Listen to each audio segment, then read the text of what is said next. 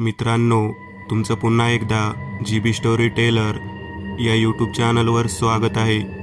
आजच्या आपल्या गोष्टीचं नाव आहे जळालेली मिल, भाग दुसरा. लेखक समीर गडेकर. पण गोष्ट सुरू करण्याआधी जर कोणी या कथेचा या अगोदरचा भाग पाहिला नसेल तर तो भाग पाहूनच हा भाग पाहण्यास सुरुवात करावी ही विनंती. चला तर मग अजिबात वेळ न घालवता गोष्टीला सुरुवात करूया.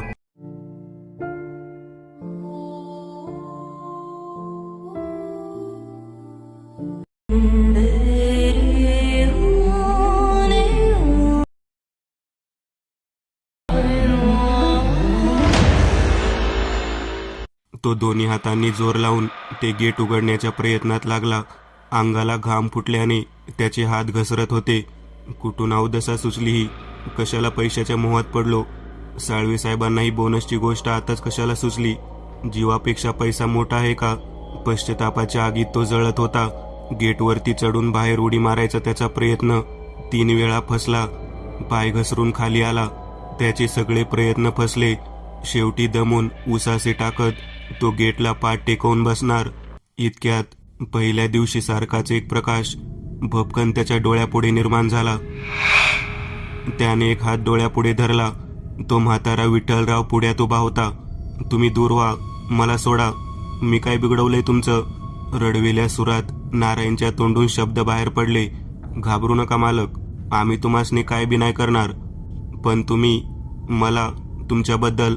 मला माहिती आहे मालक, तुम्हाला आमच्याबद्दल समज कळले, ते खरं आहे. पण तुम्ही असे घाबरू नका. मी तुमच्या संगत किती दिवस होतो, पण काय इजा केली का म्या तुम्हासनी? एक वेळ फक्त माय म्हणून ऐकून घ्या. त्या म्हाताऱ्याबद्दलची भीती थोडी कमी होऊन थकलेल्या नारायणने दोन्ही पाय सरळ केले आणि खाली मातीतच फतकल घालून तो बसला. बोला विठ्ठलराव, आता न ऐकूनही माझं काय चालणार आहे? इथं अडकलेला लाचार माणूस मी, जोर जबरदस्ती नाही, पण एक विनंती म्हणून सांगतो. बरं बोला. नारायण थोडा आता रिलॅक्स झाला होता. मालक, ह्या मिलची कथा काही वेगळीच आहे. म्हणजे कशी? ही मिल पेटली नव्हती तर पेटवली होती. काय? नारायणने आवाजला. गेटला टेकवलेली पाठ ताट करून तो थोडा पुढे वाकला. मी समज सांगतो मालक. वासुदेव वाघमारे नावाच्या व्यक्तीच्या मालकाची ही मिल होती. लय देव माणूस हो, लय देव माणूस. ह्या मिलमधून त्याला जास्त नफा होत नव्हता, पण गडी माणसांचा रोजगार जाईन म्हणून तो ही मिल चालवत होता.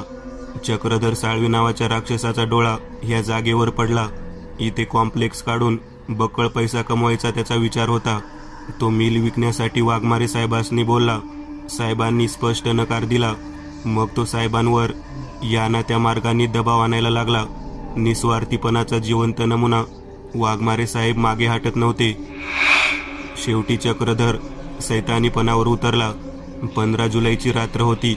रात्रपाळीवर मिलमध्ये फक्त 14 लोक कामावर होते. जेवण झाल्यावर थोडा वेळ ते पत्ते खेळत बसायचे. मीही कधी मधी मन रमवण्यासाठी तास अर्धा तास त्यांच्यात जाऊन बसत होतो.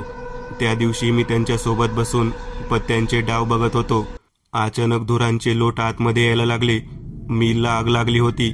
लोक सैरावैरा पळायला लागले, पण चारी बाजूनं आग पेटली होती. आम्ही खिडक्यांजवळ जमलो होतो. जीवाच्या आकंतानं ओरडत होतो. पण त्याच वेळेस काही लोक हातात तेलाच्या कॅन घेऊन मिलपासून दूर पळताना आम्हासनी दिसले. आणि चक्रधर साहेबांची गाडी बी मिलपासून थोडी दूर उभी होती. आम्हाला सगळा डाव समजला होता, पण आमच्यातला कोणी जिवंत वाचला नसल्याने ती गोष्ट गुपितच राहिली. वाघमारे साहेब तुटून गेले. होतं नव्हतं ते गेलं होतं. आमचे फाटके संसार, रडणाऱ्या बाया, फुटणाऱ्या बांगड्या, लहान लेकरं, माजलेला आक्रोश, सारं सारं पाहून वाघमारे साहेब आतमध्ये हलून गेले होते. या साऱ्याला आपणच जबाबदार आहोत. लोकांचे रोजगार गेले असते, पण जीव तरी वाचला असता. या अपराधी भावनेतूनच वाघमारे साहेबांनी घरातच फाशी घेऊन आत्महत्या केली. सुन्न होऊन तोंडाचा आवाज होऊन नारायण ऐकत होता. वाघमारे साहेबांच्या आत्महत्येनं चक्रधरचा रस्ता आता पूर्णच मोकळा झाला होता. त्याची ओळख वरपर्यंत होती. पैसा होता, माणसं होती. त्यानं त्या बळावर ही जागा बळकावली. मान खाली घालून म्हातारा खिन्न बसला. थोडा वेळ स्तब्ध असलेल्या म्हाताऱ्याने मान वर केली. लई चांगला संसार होता मालक मया. पोरं सुना काळजी घेत होते, नोकरी सोडा म्हणून सांगत होते, पण मी ऐकत नव्हतो. रिकामं बसणं माया अंगी नव्हतं. माये नातू आबा आबा करून माया अंगा खांद्यावर खेळत होते. पगार झाल्यावर मी त्यांच्यासाठी भातक नेत होतं. ते बी धावत येऊन मला बिलगत होते. लहान पोराले पोरगी झाली होती. घरात लक्ष्मी आली होती. माया सर्वात लहान पोरीचं लग्न जमलं होतं. तिचे हात पिवळे होताना मला पाहायचं होतं. पण सारं संपलं मालक, सारं संपलं. बोलून तो म्हातारा खाली मान घालून ढसाढसा रडू लागला. खिन्न बसलेल्या नारायणच्या मनात पेटलेला भीतीचा वणवा आता दया आणि सहानुभूतीच्या वर्षावाने विझला होता. चक्रधर साळवेबद्दल रोष देखील त्याच्या मनात निर्माण झाला. ज्या व्यक्तीला आपण देवमाणूस समजत होतो, तो एवढा मोठा खलनायक असेल हे स्वप्नातही त्याला वाटणे शक्य नव्हते. तुम्ही मारला का नाही मग त्या हरामखोराला? नारायण आता पेटून उठला होता. तीच अडचण आहे ना मालक, आमची सीमा फक्त या मिलपुरतीच आहे. या जागेतून बाहेर आम्ही जाऊ शकत नाही. तो स्वतः इथे आला तरच आम्ही त्याचा फडशा पाडू शकतो. पण तो इथे कसा येणार? नारायण बोलला. तेच काम तुम्हासनी करायचं आहे मालक. म्हणजे तुम्ही काहीतरी युक्ती करा, काहीतरी गेम खेळून त्याला फक्त या गेटच्या आत आणा. ते आता तुम्ही माझ्यावर सोडा विठ्ठलराव, पण मी विचार करतोय की मी गरीब माणूस. मी जर यात फसलो तर माझ्या संसाराचं वाटोळं होईल. संसार उघड्यावर येईल माझा. तुम्ही काय बी काळजी करू नका मालक. तुमचं सगळं बरोबर होईल, सगळं ठीक होईल. काय बी काळजी करू नका. फक्त एवढं काम करा. हात जोडून विनंती आहे. ठीक आहे, आता बाकी जबाबदारी माझी. पण आता तरी मला जाऊ द्याल की नाही? त्याबरोबर ते गेट आपोआप उघडले आणि तो जायला निघाला. 2 पावलं उचलून मध्येच थांबला. पण बाबा, तुम्ही त्या दिवशी झाडावर बसला होता, बाजूला झोपून हसत होता. किती घाबरलो होतो मी. माफ करा मालक, पण तुमची परिस्थिती पाहून मला हसू आवरलं नाही. आणि आम्हा लोकांची जागा कधी झाडावर तर कधी छपरावर. आम्ही फक्त फिरत राहतो. आमचा एक ठिकाणा नाही आता. म्हाताऱ्याचा निरोप घेऊन नारायण निघाला. त्याच्या डोक्यात एक वेगळाच बेत आता शिजत होता. सकाळी 11 वाजताची वेळ. नारायण साळवे साहेबांच्या मुख्य कार्यालयात त्यांच्या पुढ्यात बसलेला. साहेब मान खाली घालून टेबलावरील काही फाईल्स चाळत बसलेले. एक क्षण त्यांनी मान वर करून नारायणकडे एक धावत कटाक्ष टाकला आणि लगेच बोलले, हा नारायण, कसा आहेस? अरे मी बोललेलो ना, महिना भरल्यावर पूर्ण पगार मिळेल. तसं नाही साहेब, आज जरा दुसरं काम होतं. बोल. माझी मावस बहीण आलेली आहे माझ्याकडे. हुशार आहे, पण शिक्षण पुढे चालू ठेवण्याची परिस्थिती नाही घरच्यांची. मग मीच बोललो की साळवे साहेबांशी बोलून एखादा जॉब मिळवून देतो.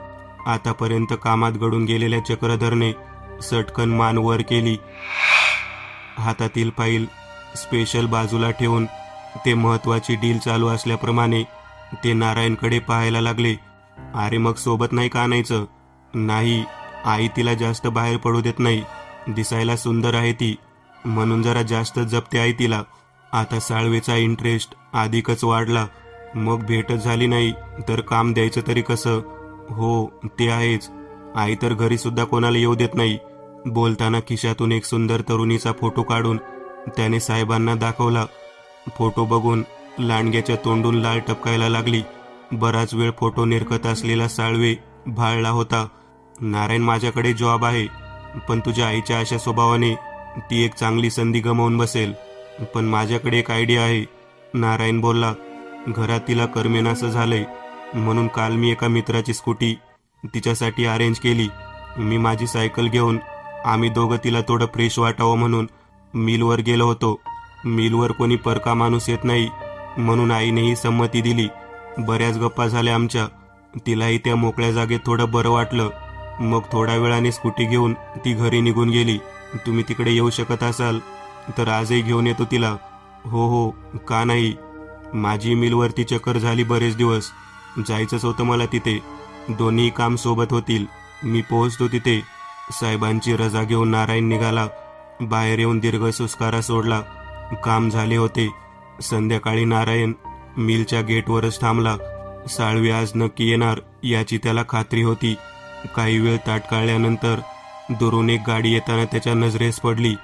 थोडं हायसं वाटलं, पण एक भीतीही त्याच्या मनात अचानक निर्माण झाली. ऐन वेळेवर जर हे लोक नाही आले तर आपण तोंडावर पडणार. साळवे साहेबांना कुणाशी भेटवणार? नोकरी जाईल, पगारही जाईल. साळवे सूड घेईल तो वेगळाच. त्याचं हृदय धडधडायला लागलं. त्या कल्पनेनेच त्याच्या कपाळावर घामाचे काही थेंब जमा झाले. तो विचारात मग्न असतानाच समोर उभ्या असलेल्या गाडीने हॉर्न दिला.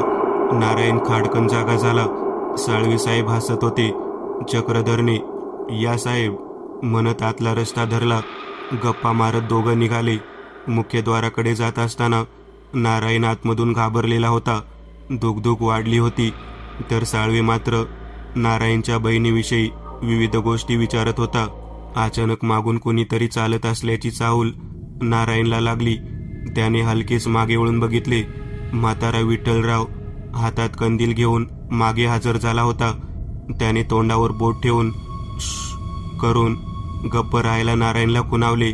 नारायणच्या जीवात जीव आला. सुटकेचा निश्वास त्याने सोडला. बोलत बोलत दोघं मुख्य दरवाजाजवळ पोहोचले.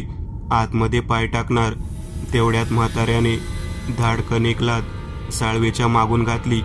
तसा साळवे खाली पडून बऱ्याच आतपर्यंत घासत गेला. क्षणाचाही विलंब न करता नारायण गेटच्या दिशेने पळत सुटला. गेटजवळ येऊन दम टाकत तिथेच एका दगडावर बसला. इकडे आतमध्ये साळवे जमिनीवर पडून सैरभैर होऊन चोबाजूला नजर फिरवत असतानाच मुख्य दारावर 2 काळ्या आकृत्या त्याची वाट अडवून उभ्या होत्या. दात काढून हसत होत्या. साळवे ती भयानक रूप बघून चांगलाच भेदरला. त्याच्या अंगाचं पाणी पाणी झालं. पण जोर लावून जागेवरून उठून तो त्याच्या उजव्या बाजूला पळत सुटला. पाय डगमगत होते. पळत पळत अगदी शेवटच्या खोलीत घुसून त्याने दार लावून घेतले. जोरजोरात श्वास टाकत पाठ दरवाजाला टेकवून आता तो उभा होता. तेवढ्यात त्याने पुढे बघितले. एक जळालेली व्यक्ती कोणत्यात गुडघ्यात तोंड घालून बसली होती. त्याच्या पायाखालची जमीन सरकली. तो दार उघडायला गेला, पण दार आता पक्के बंद झाले होते.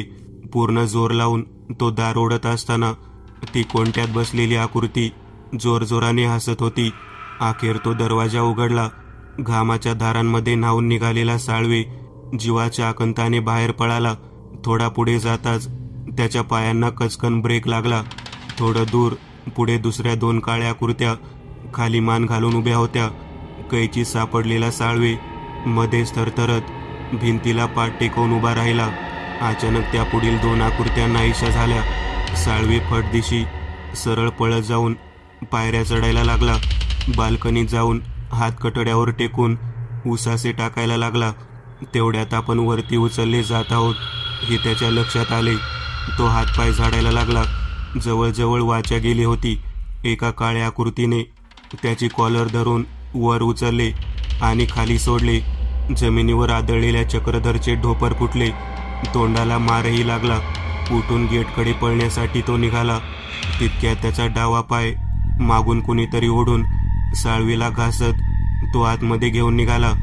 तो पुन्हा आतमधल्या मोकळ्या जागेत फेकला गेला. आता मात्र खेळ संपला होता. साळवेचा अंगातील त्राण संपलं होतं. भीतीने गलित गात्र होऊन तो आता गुडघ्यांवर उभा होऊन दोन्ही हात जोडत होता. ते जळालेले लोक मात्र दात काढून हसत होते. साळवेची केविलवाणी अवस्था पाहून खिदळत होते. आणि अचानक ते लोक 2 भागात विभागले गेले. मध्ये एक वाट निर्माण झाली आणि प्रमुख पाहुण्याचं आगमन व्हावं त्याप्रमाणे म्हातारा विठ्ठलराव हातात कंदील घेऊन पुढे आला. त्याने एक वार सर्वांकडे पाहिले. बोडक्या चेहऱ्यावर एक समाधान दिसत होतं. हातातील कंदील साळवेच्या अंगावरती फेकला. तसा एक भडका उठून साळवेने पेट घेतला. आता आगीत जळत होता, धगधगत होता, ओरडत होता. इकडे गेटवरती थांबलेला नारायण काम पत्ते झाल्यावर विठ्ठलराव भेटायला येईल, खूप खूप आभार मानणार या अपेक्षेत ताटकळत बसला होता. पण आतमधला कोलाहल थांबूनही अजून कोणी बाहेर आलं नाही. तेवढ्यात त्याची नजर मिलच्या टोकाकडे वेधल्या गेली. 15 ठिकाणाहून एक काळ्या रंगाचा धूर आकाशाकडे झेपावला. सर्वांना आता मुक्ती मिळाली होती. शेवटी आभार सुद्धा मानले नाहीत म्हणून हताश झालेला नारायण सायकल ढकलत निराश मनाने जमीन निहाळत आता घराकडे निघाला. तो सुन्न झाला होता. उद्या पोलीस चौकशीत आपण घटनेवेळी इथेच होतो हे कळलं तर काय होईल याची चिंता त्याला खात होती. काम केल्या दिवसांचा पगारही आता मिळणार नाही. नवीन काम मिळेपर्यंत गाठी बांधलेला पैसा खर्च होऊन परिस्थिती आवासणार. तो आता एकटा पडला होता. त्याचं मन भरकटलेल्या होडीप्रमाणे सैरभैर झालं होतं. अचानक त्याच्या सायकलला काहीतरी धडकलं. सायकलला धडकून एक गोल मडकं रस्त्याच्या बाजूला गेलं. त्याने दुर्लक्ष केलं. पुन्हा विचारांच्या डोहात बुडाला.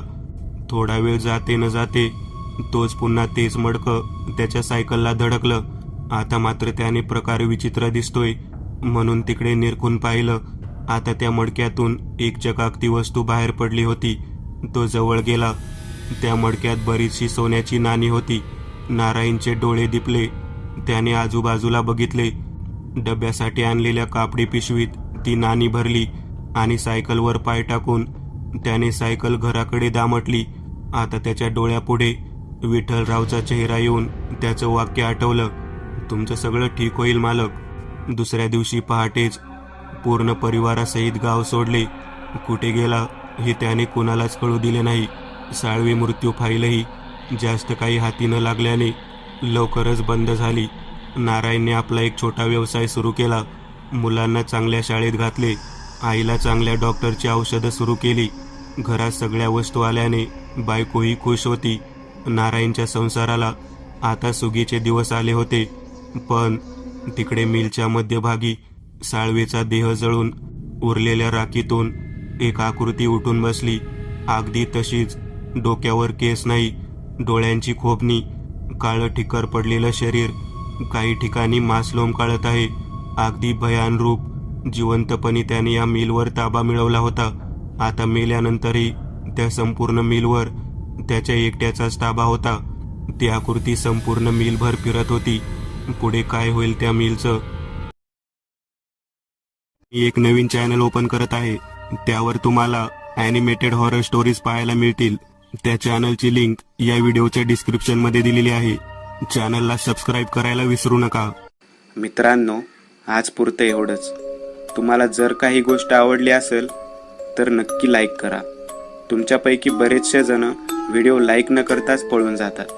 पण हा जर व्हिडिओ तुम्ही लाईक केला तर मला जरा बरं वाटेल आणि असेच भारी भारी व्हिडिओ बनवायची माझ्यात एनर्जी येईल.